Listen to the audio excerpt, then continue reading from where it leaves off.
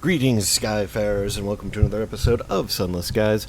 I'm Cobalt Thorium, and in this episode, I think we're exploring the Eyrie. I actually don't really remember much of last episode. I probably should have watched it before starting this, but I do remember being super tired and, maybe not completely exploring this area, so probably should go through it, because like I said, I don't think we did. We might have done the Eyrie, but I'm not actually sure. So, the Eyrie. Pretty mansions of stone and glass rise above the verdant gardens, while below, machines whir and groan. A persistent sound of hammering pounds through the air. We have the Celestial Exhibition. For the delight of mostly himself, the Mellifluous President is planning an exhibition in the Royal Society. Actually, I do recall us doing this. Okay. Let's see what else we got here. Then we have the Royal Society. The words Nullius in Verba are written across the stonework above the great bronzewood doors. Her renewed Majesty has granted these grounds to the finest minds in Albion to work here.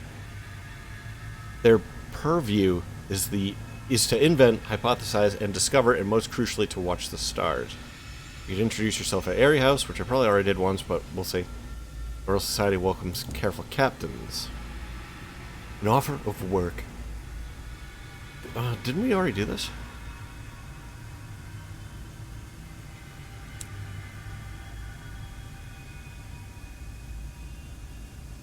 Well, we mustn't have, because I don't have a port report.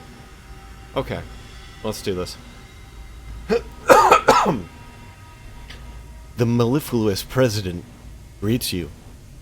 He directs your attention to the new marble on the floors, to the cheerful portraits of distinguished Royal Society members lining the hallway, and finally, to the very large portrait of himself in his plush library.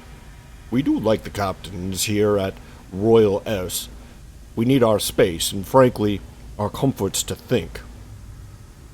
But it is you brave souls who do the real legwork. Extremely educational. If not, our gardens are extremely fine, as is our conversation and the port. They seem to be obsessed with port in this port. Alright. The words, yeah. Her renewed Majesty has granted these grounds to the... Yeah, okay. Alright, so we can wander the gardens. The Royal Society have left their gardens to run wild, though an attempt was made at some point to tame them. I feel like we tried this once and failed. It might have increased my terror. Well, since we're less than a 50-50 shot, there's really no reason to do this. We could visit the Mellifluous President. He intimated there would be work for industrious Skyfarers, or could write a port report. Someone will be interested in what they're getting up to here. Let's do that. Go ahead. The latest developments. The Royal Society hums with activity. Preparations for a new wing of Eyrie House are in motion. The Mellifluous President is convening another committee to continue the renovations of the gardens. And the Astronomers are excited about a star of burnished amber seen far to the east. The Rochester Club, regrettably, continues at high speeds. I remember reading this before. What is going on? Did it not save? Okay, attend a port reception. If it didn't save, that's the first time that I've done this where it didn't save. It's the first time I've ever exited the game where state was lost. Alright. Yeah, even once when they crashed, it didn't... there was an interim save. This was not a recorded video, is when I was first exploring it, but I got a crash. And it saved partway between ports, I want to say. Something like that. Whatever. Alright, so attend a port reception. Actually, no, I think it did save at a port, but I didn't explicitly save. But anyway. There are always achievements to celebrate at Royal Society. New publications, new inventions, new colleagues. Her Majesty's scientific work is never done. So we need gratitude first. It sounds like I need to do some work before I do that. Alright. Hello, Captain. Do come in. The mellifluous President steeples his fingers. On his desk, metal suns suspend from silver frames that clack in the breeze. Now, are you here about work? It's poorly worded, but... Or do you consider the term vulgar as well? I send reports back to London periodically, but we can't be everywhere. So much to do, so little time. Places of particular solar activity will do nicely. Okay. So we have to acquire an invitation of perderance, a small stack of invitations. I'm pretty sure that we did this before, and all it did was give me another invitation. We already have a whole bunch. Well, now we have one more. Alright. Well, let's just read this through. Acquire an invitation to perderance. A small stack of invitations to the half-light mask are impaled on a paper spike on his desk. He won't say why he has them, but he will part with one if you can tell him something about the sky that he doesn't know. An invitation. Good Lord, really? Well. He hands over one of the invitations. The card is elegantly embossed, inscribed with a gold liquid script. The puncture mark from his paper spike seems like an appalling blemish. We have one more invitation to perderance. We got a bunch of these. Alright, so we got that. Let's bid him goodbye, and we'll say cheerio. It seems like we need port reports from Polmere and Plenty's Inconceivable Circus. A curious place, to be sure. I've never understood the appeal of clowns. We could deliver a port report from the Clockwork Sun. We would be very interested in information concerning our beloved star. Or we could deliver a port report from the House of Rods and Chains. That's the place I haven't been. It's probably in the Blue Kingdom. We would receive any information you have with avid pleasure. Don't make it too avid, it's creepy. Alright, we could try to wander the gardens. Last time, I believe it gave us terror. So, unless it's a better than 50-50 shot, I'm not going to do it. So that's these two down. Let's go to Nell's Tower. The Royal Society's observatory is named for King Charles' canniest mistress. Nell's Tower is the jewel in the Society's crown. Arriving at Nell's Tower. Sign on the door in neat copper plate reads, Nell's Tower, closed for the 13th annual Airy Dinner. Leave urgent business at the doorstep. There's a plate cough at your shoulder. Turning, you see a tall man with a beard like a nest of vipers. The supercilious bursar introduces himself. I came to round up stragglers, but as a captain, you are of rank sufficient to attend the dinner. If you wish to attend. We can attend the 13th annual Airy Dinner. There will be port, Captain. They love their port. See, I'm pretty sure we did this. Alright. Because I'm pretty sure I guzzled the port. The dinner is held in the mahogany and marble imperial dining room of Airy House. Every piece of dinner service is mismatched, and both the furniture and the personages in the room are pleasantly rumpled. Okay. I like that that description. That's funny. Pleasantly rumpled. The supercilious bursar brings you to the high table, where the three senior astronomers of Nell's Tower are holding court.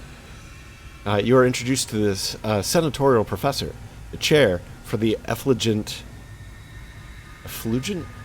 sciences? I think I stumbled on that last time too. And the lecturer for imperial affairs as the first course is served. We can dine on the game pie. It is ample and succulent. It's fresh, its flesh lightly roasted.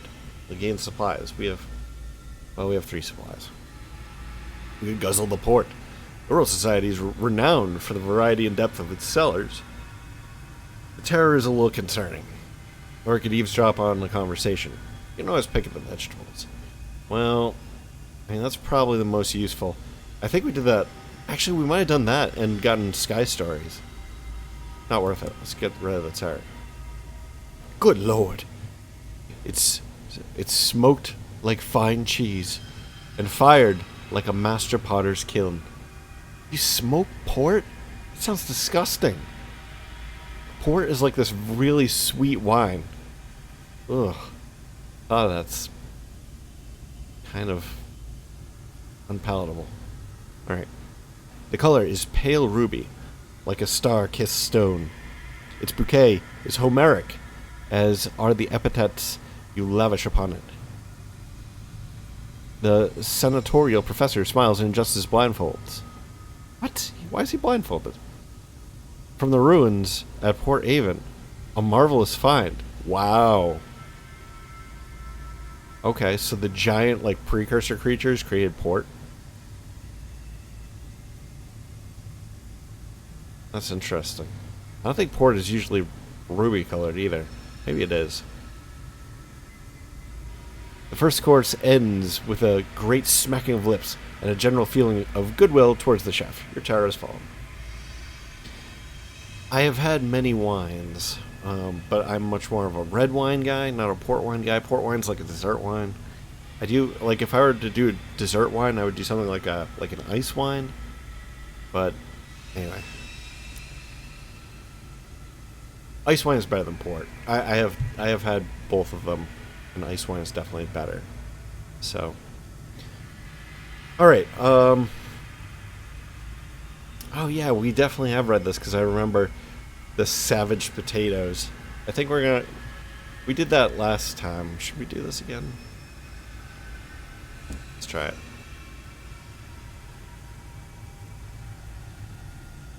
Alright. You know what? I should just read this stuff. Oh, but I can't read the other possibilities now. Crap. The supercilious bursar passes the dish of butter potatoes with an oily smile. The conversation continues, lubricated by Herculean amounts of port. Good. Butter potatoes, roast squirmings. Doesn't sound so good. And sauteed Hybrian mushrooms are devoured in between rhetorical thrusts. Rhetorical thrusts, that's nice too. That in itself is a nice rhetorical thrust. Talk to the chair for the effulgent sciences. Her eyes are wild, but she has savaged the potatoes. Her conversation rambles, but her language is poetry. A scattering of discourse. She interrupts you repeatedly to make this point or that. At first, these feel like random interjections, but by the end, she's refuting points you made at the start of the course by anticipating your jokes with wild-eyed delight. I have always been in love with the heavens, is all the biography you get from her, however. The second course ends with the lecturer in Imperial Affairs telling a rather ribald joke and a hearty toast to the continued health of all present. Alright. Should we talk to her again? Alright, let's do this. Sherbert's produced in London's sweet shops, sponge cake from Admiral Nelson on Port Prosper, Clyde cream, and actual strawberries grown in the gardens. More port. The conversation grows looser, stories more risque. The supercilious bursar leans in conspiratorially.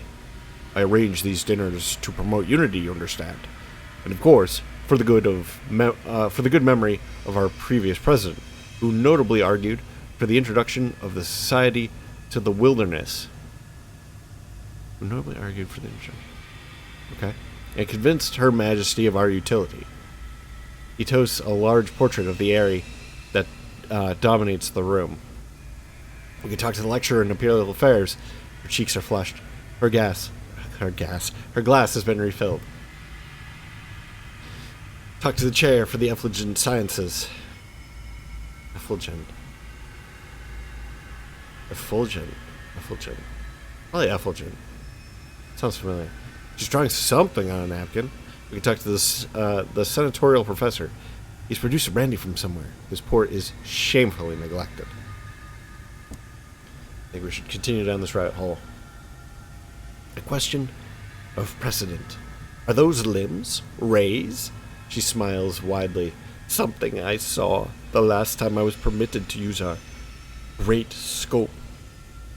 Honestly, what is the point if we need to ask permission every time we want to move it? Did Isaac Newton need King Charlie's permission to discover gravity? The third course comes to a close with a great groaning, and heartfelt false protestations that one couldn't possibly manage cheese and biscuits after all of this. What they should have done here is they should have said, I couldn't eat any more, not even a thin mint. You know, from that thin mint. What's his name? Mr. Creosole or whatever? Okay. The supercilious bursar leans in as the plates are cleared away. Before we adjourn, there's the question of patronage to consider. All eyes are on you. A hush falls over the table. The three faces of astronomers are turned towards you. The supercilious bursar continues as though nothing has changed. Our telescope is operated by the will of the government. We are not allowed to move the telescope without permission. A bold skyfarer such as yourself might obtain such permission, or at least an official document looking like it could have conceivably been constructed as permission. Okay. Our astronomers would be very interested in your... Wait. Our astronomers would be very much interested in patronizing you. Okay. You bring them a permit. They can ask in advance for their researches. In exchange, they'll teach you what they know. Okay, so we can choose the lecturer in Imperial Affairs. The iron-haired astronomer, London's own appointment, will be your patron. We can choose the chair for the effulgent sciences. The wild-eyed astronomer specializing in the habits of the stars will be your patron. We can choose the senatorial professor. The blindfolded cantankerous astronomer of Old London will be your patron. Okay. Alright, so one of these is probably going to give us updates on rebels against the Empire. I'm not entirely sure if that would be the senatorial professor or the Imperial Affairs person. I don't know. The senatorial professor almost sounds like they would be pro-Tackety, because the Parliament, senatorial, the Parliament over there seems to be sort of rebellious. So I'd say that if we were going for strictly, if you're going by strictly by the books, being our monarchist selves, we would want to choose the lecturer in Imperial Affairs. But I'm actually more interested in the stars going out thing. So we're going to choose the chair of effulgent sciences. An alarming scholar. She let out a high laugh, wild as the shriek of the bat-winged curators that ride the celestial wind. I'll show you such things, Captain. Come to the tower, and make sure you have a permit. Okay. I wonder if that thing that bat-like thing was one of those. Alright, so we have the Queen's astronomers. Here, astronomers turn the vast telescopes to the heavens and report on the movement of the stars. London is keenly invested in their findings. We can observe the clockwork sun. London authorizes and encourages the use of this telescope. The ministry has stamped permits for this particular usage up to the next century, the bursar informs you. Wow. Okay. Okay, we could deliver the chair of the effulgent sciences permission to move the telescope. How many ministry stamped documents is this going to be? Just one? It's not too bad. You have paperwork from London that could plausibly justify her continuing her research into distant stars. That's good to me. But we'll probably observe the clockwork sun first. Or we could renounce our patronage. This is not working out as you'd hoped. You require a fresh perspective. Let's observe the clockwork sun first. Oh no. Well, it's only one. Who cares? The state of the sun. The sun's rays shine from Albion's furthest corner. The sun's rays shine from Albion's furthest corner to London in all its glory. Gold as bright as a king's hoard burnishes the empire in radiance. The sun never dims. You draw away, dazzled. Try this one more time, see if... Okay. Oh, I shouldn't have done that. Now I have two. Yeah, let's do this. To work. The ascent to the telescope is arduous, and up an improbable number of winding stone stairs. At the top waits the telescope, gargantuan and gleaming as a dragon slumbering in its lair. The chair pulls the machinery to open the dome to the heavens with visible glee. For a few moments, she stands alone, looking up, bathed in distant starlight. Then she's at the telescope, lowering the great barrel until the lens is at her eye. Alright. I suppose we could read our patrons' latest reports. Over there, the Bazaar says through a mouthful of muffin on the desk for your perusal. Surprised we have anything at this point. Discoveries. A small measure of progress was achieved. I fixed the telescope firmly on the horizon, as I had indicated previous. Much must be left to speculation, but I believe there are commonalities with my observances at Port Avon. A different intent, to be sure, but one must wonder, for how long have our microscopic activities been under the lens of minds immeasurably superior to our own? Is she talking about the suns? Stars?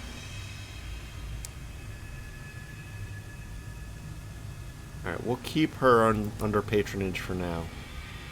See if we get any new stuff. That should have been Nell's tower. Yep. Let's go to the Rochester Club. A cozy country house bolted to the side of the society's glass houses. Cozy country house bolted onto the side of the society's glass houses and overgrown lawns. This is a meeting place for the infamous Rochester Racing Club. Brandy glasses gleam on the shelves. The clubhouse. Polished brass fixtures abound. A fire roars in the hearth. Members sit in comfortable armchairs, comparing war stories. Parts salvaged from broken trains adorn the walls. We can drop off the driver. They are eager to get to the races. The driver will leave your engine. So long as they are not out racing, you can pick them up again later. You can inquire about joining the Rochester Racing Club. You are, after all, captain of the skies, or you can compete in a Rochester race. The thundering terror of the sunless skies, the Rochester races are the competitive sport of choice at the Royal Society. Now, this is all pretty good.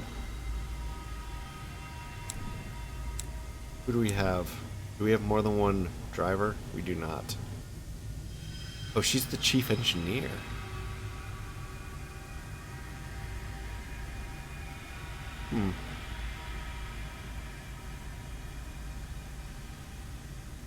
I don't think we can get rid of her just yet.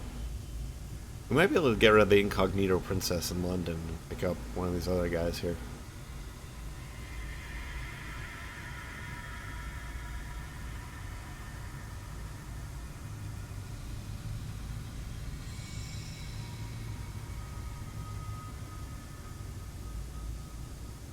Alright, interesting.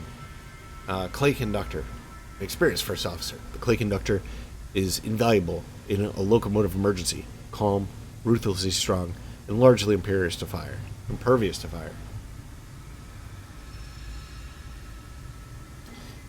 Alright. Actually, we could get rid of our inconvenient knot somewhere, too. I feel like any roles that we have duplicates, we should probably start getting rid of.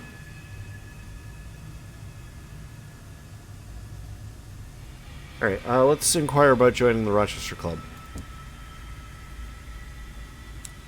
Proving yourself! The dismal debutante curls her lip. The boisterous harridan cackles. The current Lord Rochester laughs gamely, before abruptly stopping. Oh, you were serious? He coughs to conceal his embarrassment. Well, you should really wish to join our merry company. Well, should you wish to join our merry company, you'll have to prove yourself a proper racer. The careful deviless in her smoked velvet jacket appraises you carefully. You'll need to prove your mettle, my dear. Win one of our races, and we'll be happy to admit you.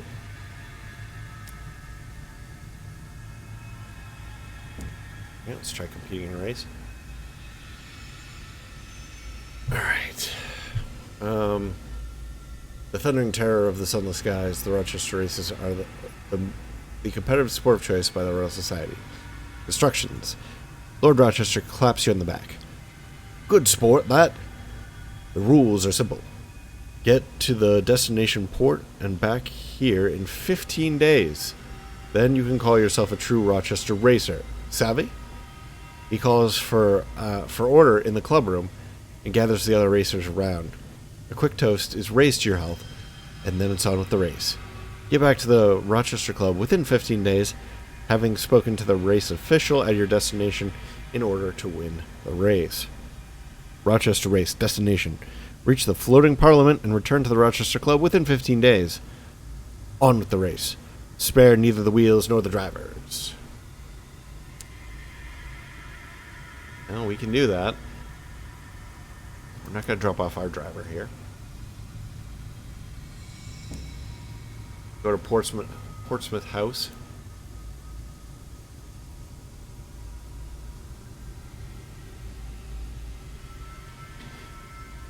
The workshops under the Eyrie are known collectively as Portsmouth House. The glass and brick factories are staffed by harassed inventors and engineers, working constantly to produce the next advancement in adventuring equipment. So we could go to the Portsmouth Arsenal, smoke and sit, glass and steel, or we could go to the workshops.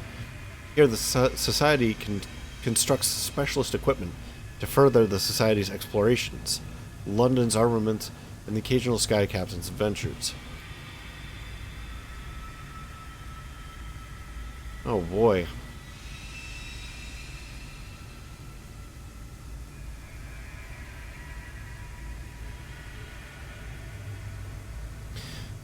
Huh.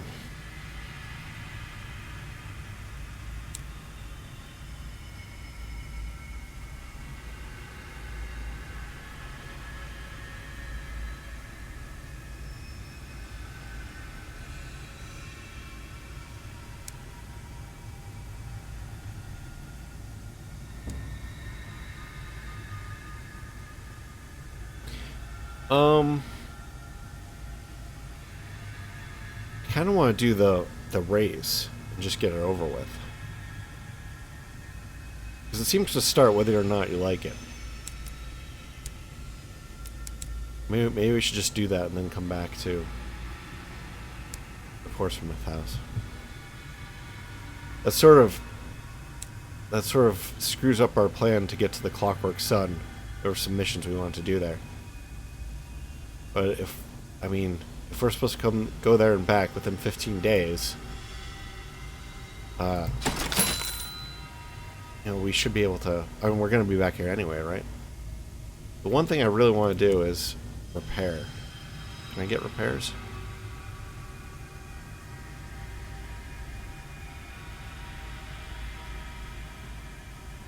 Oh well. I don't think we can risk it. I don't think we can risk anything taking time, because 15 days is not a lot. So let's go.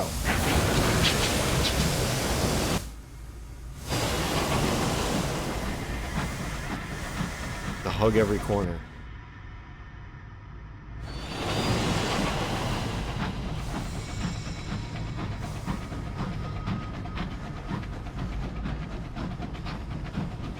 Engage in no battles.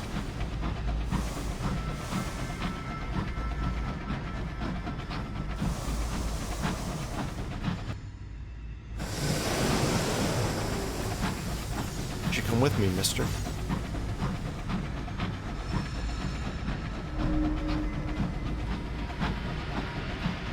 Don't hit me. Do not hit me. Do not hit me.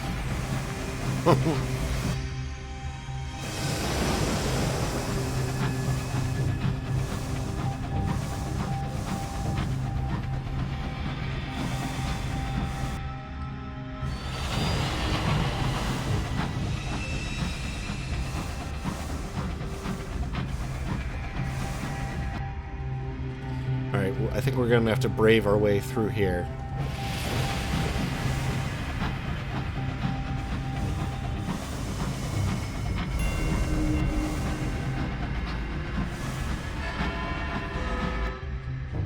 When we get to the middle, we'll send out Nell.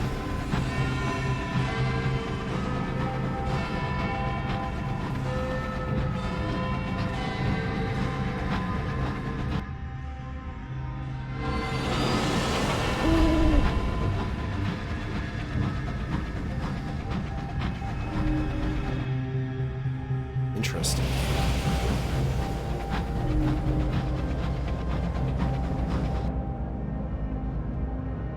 Oh, I found that over there, huh?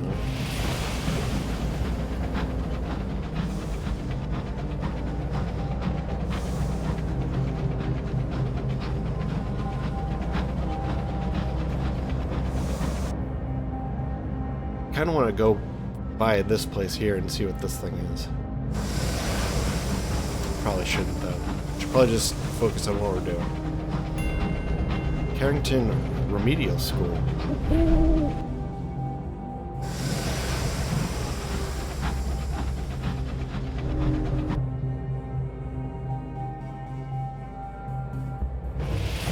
Kind of felt like... I mean, Perdurance has to be around here somewhere, right? It's gotta be somewhere in Albion.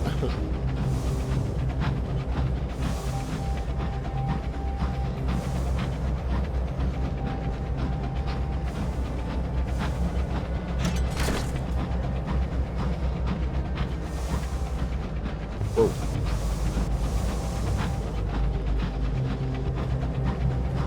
Oh, a trap. We'll give it a go. Get away. Oh, that hurts. That was a bad move. I should not have done that.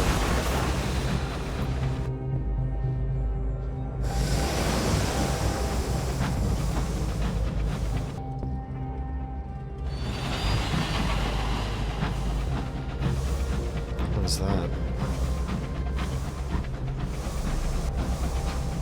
Well, at least he didn't chase us.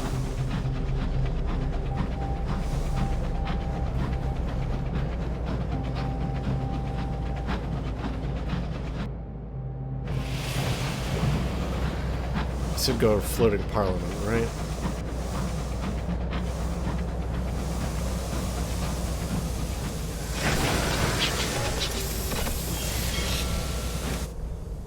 Alright, we're here. The People's Perpetual Protest, the Palace of Highminster. Why don't we check this? Destination. Reach the floating parliament and return within 15 days. Don't we have to check in with somebody? Enjoy the scone on the lawn. You could recruit. Let's just enjoy the scone, I guess. Does this take time?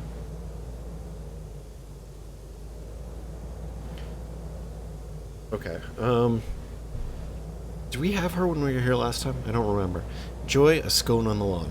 Nothing can go wrong while you're enjoying an only slightly stale bun. Not like Auntie used to make. Your aunt examines the scone with professional distaste. I suppose one shouldn't complain, she mutters and marches off to have a quiet word with the baker anyway. You eat the slightly stale scone, complete with lashings of jam and clotted cream.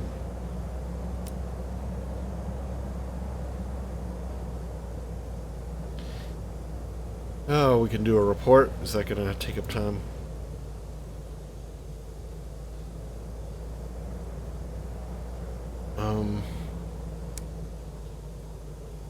Okay, here's the race marshal. So this means it takes up time, right? I think. Lord Rochester is propping himself up at the estranged bar. He needs to confirm you've reached floating parliament. Ooh, a terror fell. That's nice. Lord Rochester regards you with bleary-eyed delight. How sensational, he brays, with rather more S's than are usual. Okay. Jolly glad you made it.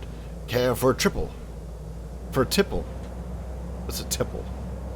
Jolly glad you made it. Care for a tipple? He shakes his head. No, you'd best be on your way. He waves you back to your engine, but not before thrusting a few bottles into your arms for the return leg. How nice of you. Onwards. Yeah, let's just get out of here, I guess.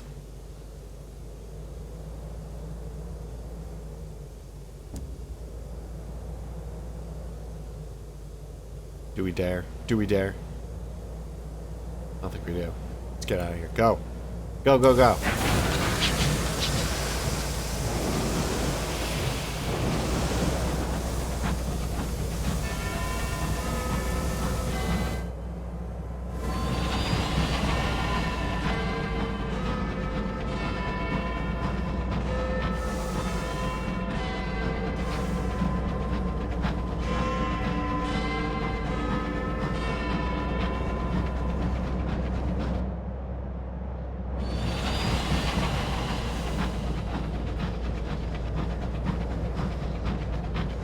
Maybe I'll just lightly skim this.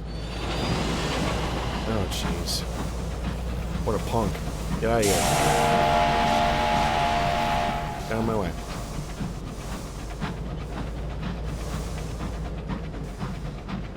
Nobody likes you. Leave me alone. Listen to Crewman-Hissons. It's luck if you hear him chime. Oh, wow. Is this... Okay. That's big then. Tower of Chimes.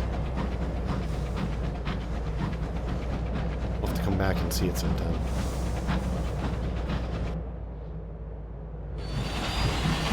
Should probably take the safer route here.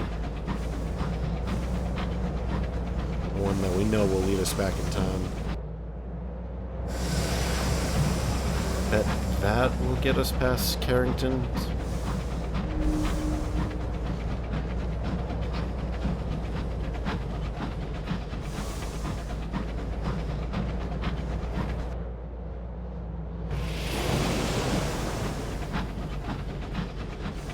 I have no idea what day we're supposed to be back by.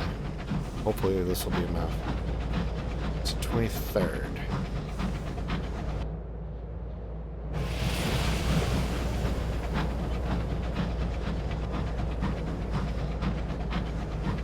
Like, I have no idea what the ratio is between, like, actual time moving and days in game. Oop, we're too far south.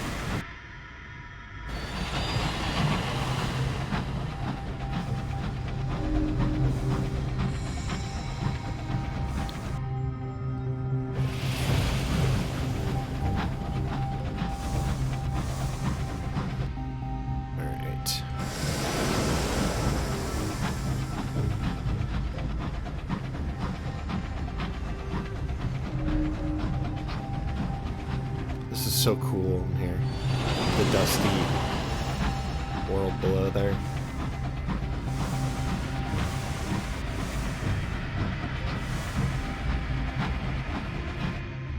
And the softly waggling plant that they have there.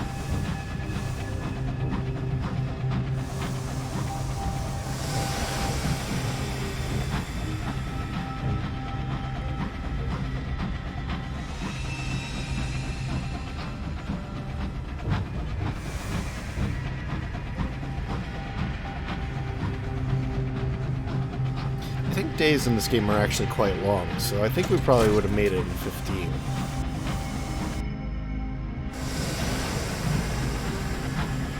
Because I remember it taking quite a long time for us to get, for them to be done with the research at, what do you call it?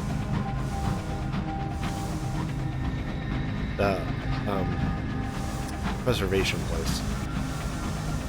The sanctuary, reserve, something. Ledbetter and Stainrod's Nature Reserve. That's what it was. Alright, we want to go to the Rochester Club. Hey, Rochester Club. Claim victory in the race. You have triumphed. Should have tracked how many days. A new member. The room bursts into applause as you enter, full of champagne. A full bottle of champagne is located, opened, and sprayed vigorously in your direction. Good show. Good show. Lord Rochester is red-faced with delight. He got back here before me? Wow. Okay. Well, he says, damn near pipped me getting back. Very proud to call you a Rochester. Very bloody proud. I like how they censored bloody. His praise is fulsome, as is the bag of sovereigns pressed into your hands. Why, thank you. You have triumphed and proved yourself a true Rochester racer. Okay, we can compete in a Rochester race again. Where will it be this time? And at what speed? No. Wait, what is this? I want missions.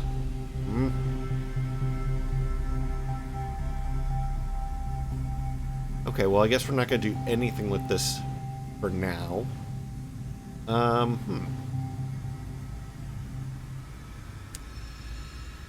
So it seems like just a way to make some money by racing around. Which is, it's a good fallback. It's a nice thing to have, but...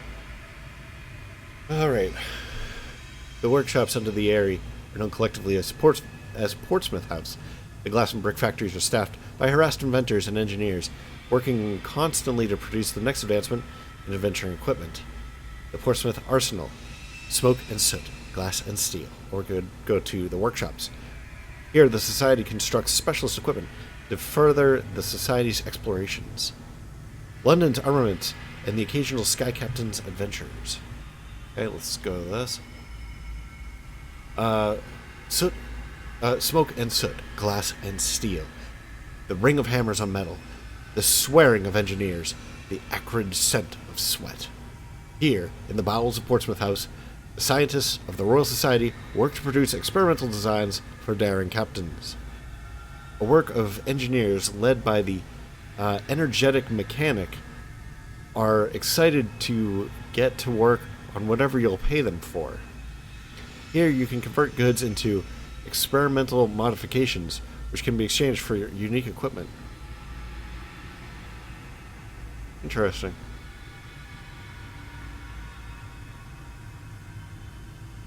Were we supposed to come here? For this? Travel to the Royal Society and talk to the energetic mechanic about the Baroness's equipment. Well, let's do it. Ambition. Inquire after the plucky Baroness's commission and deliver the trunk of research, materials, and helpful suggestions that she provided. Scientific endeavor. This is a singularly challenging commission. The energetic mechanic, I keep wanting to say enigmatic mechanic, but energetic is just such too common a word for this game. The energetic mechanic picks through the contents of the trunk. I suppose some of this might be useful, but the conditions the device is supposed to endure are extreme, and whoever is going to be inside it doesn't want us to get this wrong. Huh, okay. They scratch their head. The sigils on the diving suit shiver. Any further assistance that you can provide would be greatly appreciated. Okay, so I need to accumulate enough experimental modifications to complete the Baroness's equipment. Well, how many is that?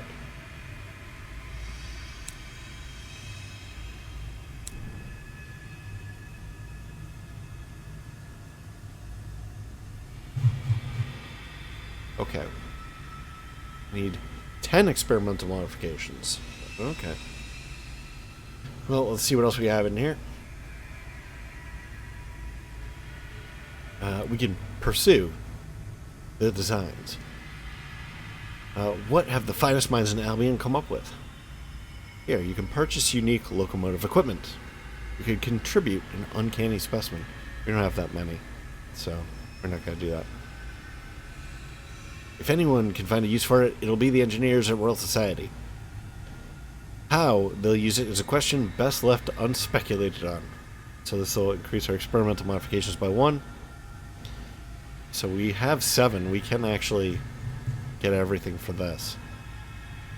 The thing is that we need this exact same type of thing to reduce our terror if we go to the graveyard place over there on the east. What's it called? I don't actually remember what it's called. Anyway. Contribute 3 uncanny specimens.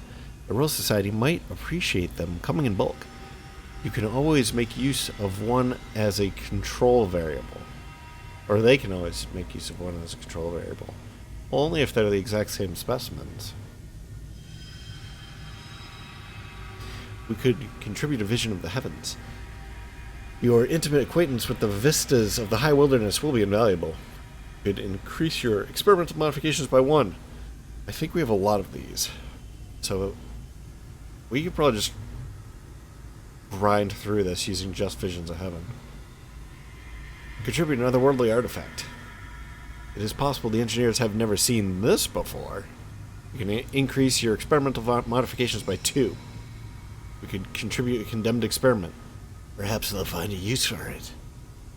This will increase your experimental modifications by 5. You could contribute a searing enigma.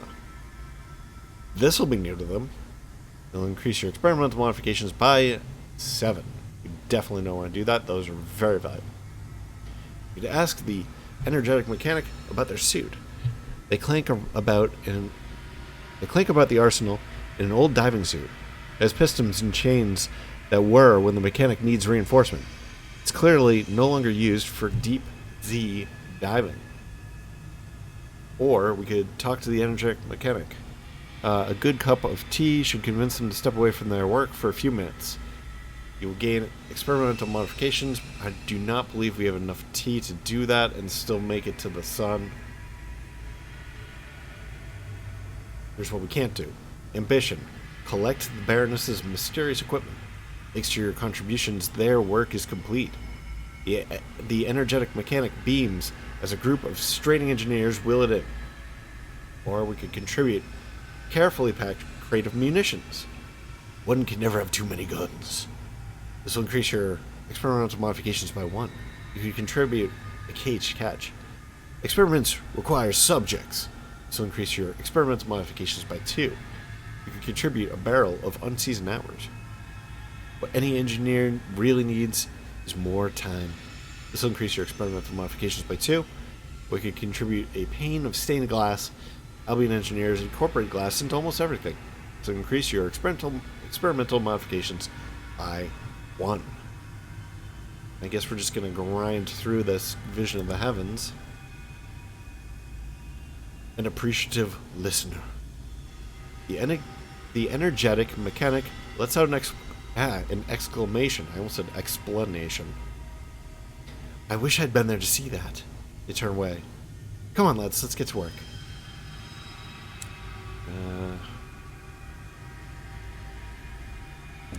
Try this and see what happens. So this is pursue the designs. Pieces as much abandoned as finished are stored in this long gallery.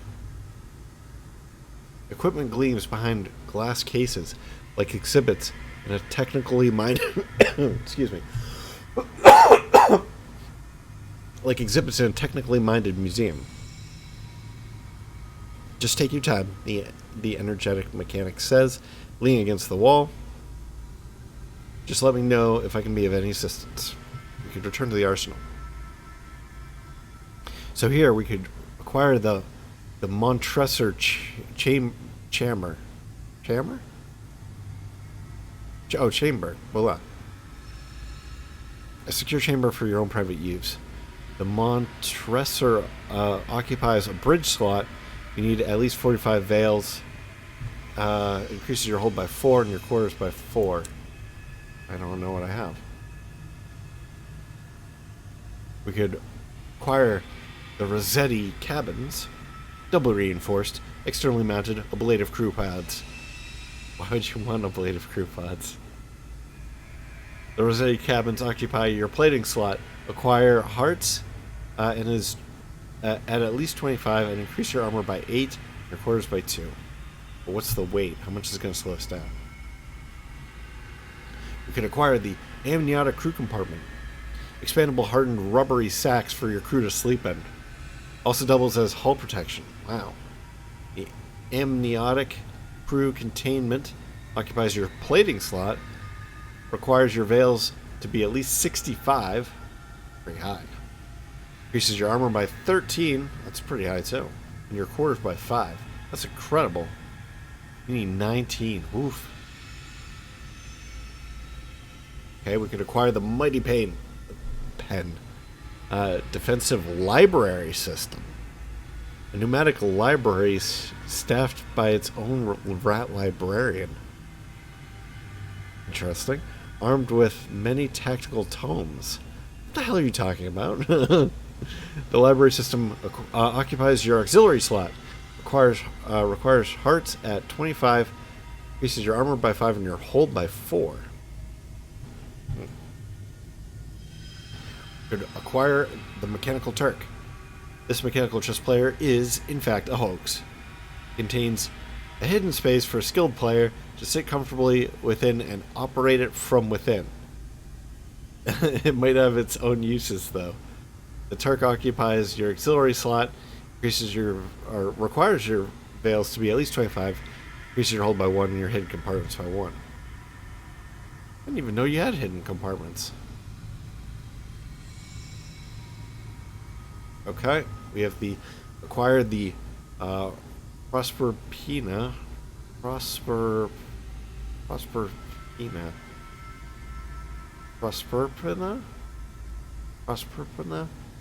Superior Mining Array. Alright. A reinforced mining array. It is self-maintaining, removing and expelling waste from your hold. The I feel like it should be Prospertina. E and T are pretty far away from each other on the keyboard, though. The Prospertina, that's what I'm going to call it from now on, is a mining array that occupies your auxiliary slot, requires your veils to be at least 25 and your hold to be 4. Or could acquire Carmella. Forward-mounted cannery that affords the bridge crew an excellent view of your prey as it's filleted. The Carmilla is a cannery that unusually is mounted in the bridge slot. What does our bridge slot look like? It requires your mirrors to be at least 25 and increases your armor by 3. It increases your armor. Wow, that's interesting. Cannery that increases your armor. Alright, I think we've seen all we wanted to. Let's take a quick peek at our... What do we have here? So we have an extra plating slot. We have a small armament slot.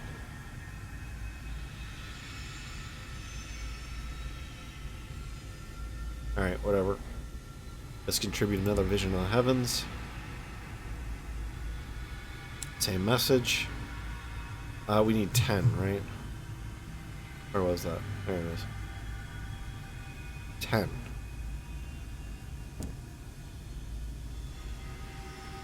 6.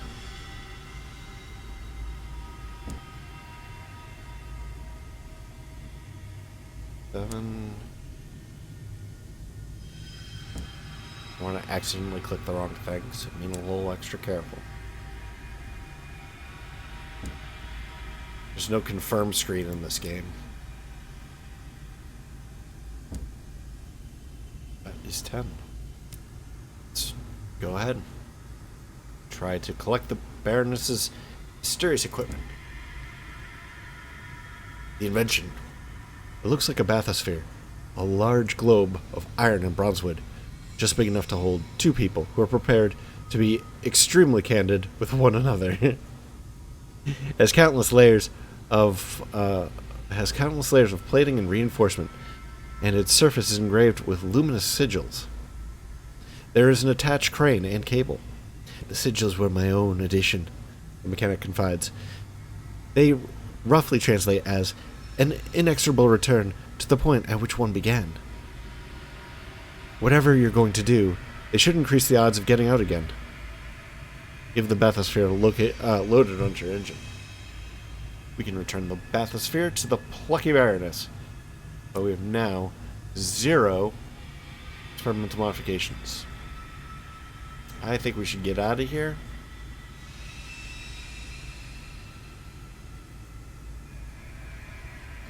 Doesn't seem to be a conversational way to do it, so I guess we'll just press perhaps not.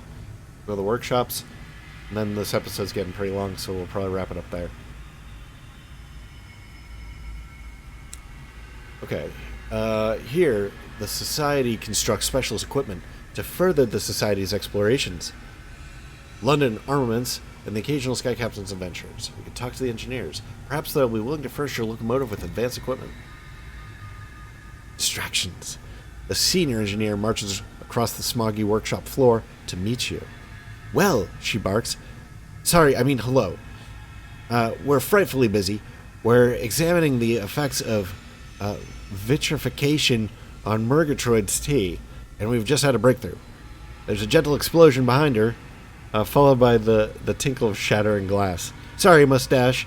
Do visit the Arsenal if you're looking for something special. At the Portsmouth Arsenal, you can trade in cargo items for unique equipment for your locomotive. Yeah. Okay, we were just there. Let's try this one more time and see if it changes. No. Let's visit the Inscribed Tinkerer. The most famous or notorious engineer associated with the Royal Society. I almost said Loyal Society.